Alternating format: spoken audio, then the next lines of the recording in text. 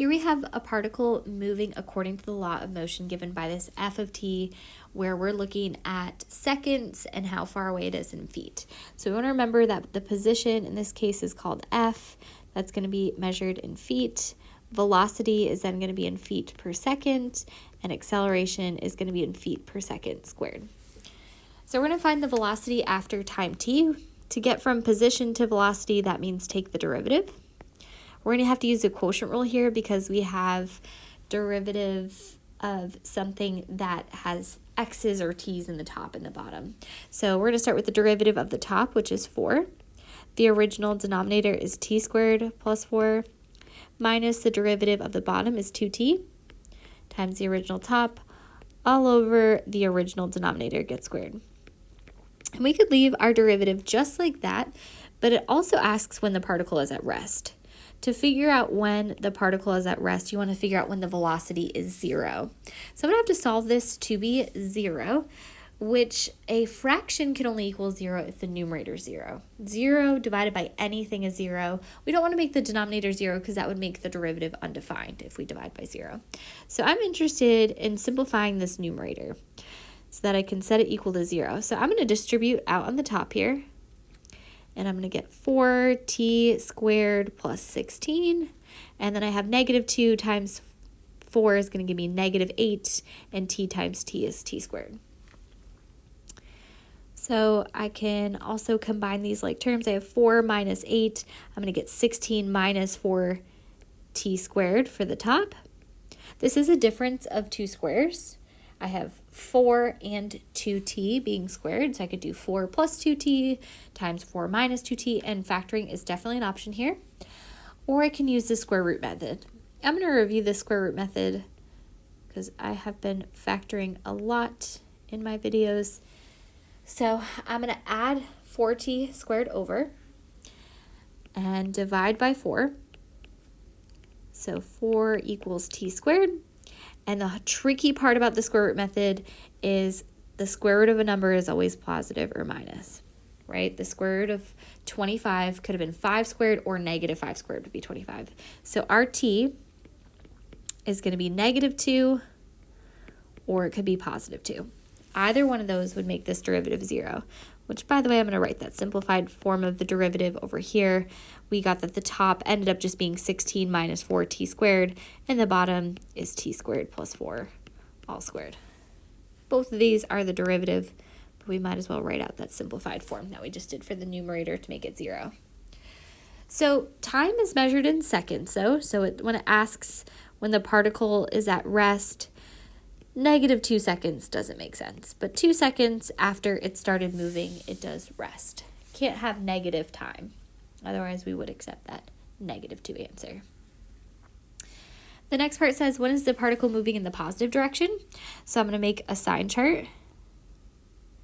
I'm going to put 2 on the sign chart first because it made the derivative 0, or made the velocity 0.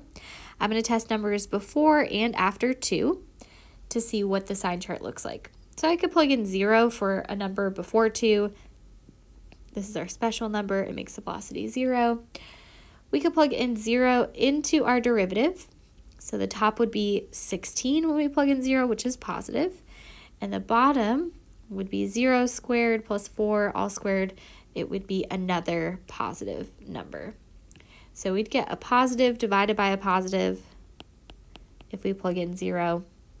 Or you can just plug in your calculator, and that's totally fine as well. So it is positive to start. You could also use the test value 1, and you would get that the top is positive and the bottom's positive. So we are definitely positive before we have a derivative of 0.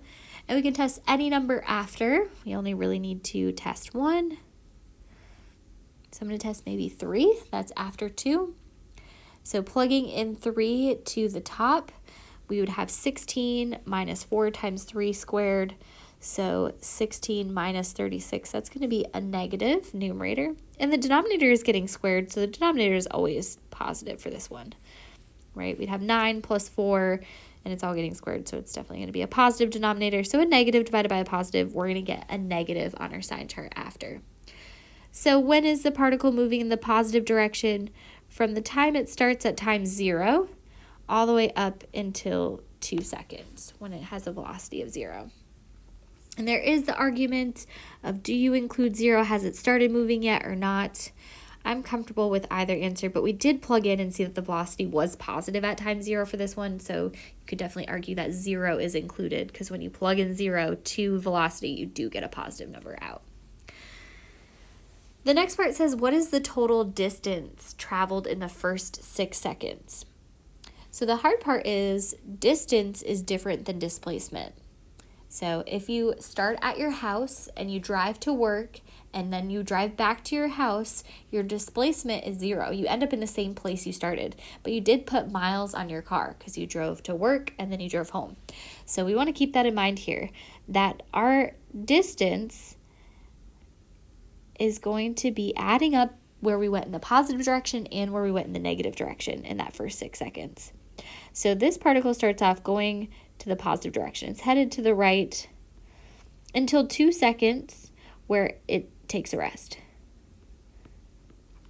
Then it starts heading in the negative direction, and we're going to stop at 6 seconds. So we want to see, it could end up at the same exact spot. So the displacement would be 0, but that's not what the distance is. So we want to see what the distance will be for this. So we're going to figure out the distance initially that it went to the right. So from 0 to 2, that first interval, and then add to that the distance it went to the left. So from 2 to 6. So we're going to plug in a few times to our original position function. So we have kind of a complicated one to plug in.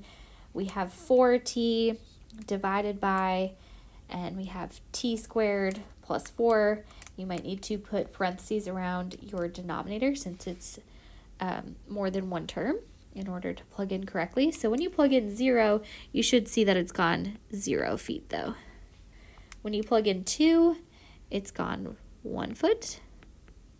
And when you plug in 6, it's gone 0.6 feet.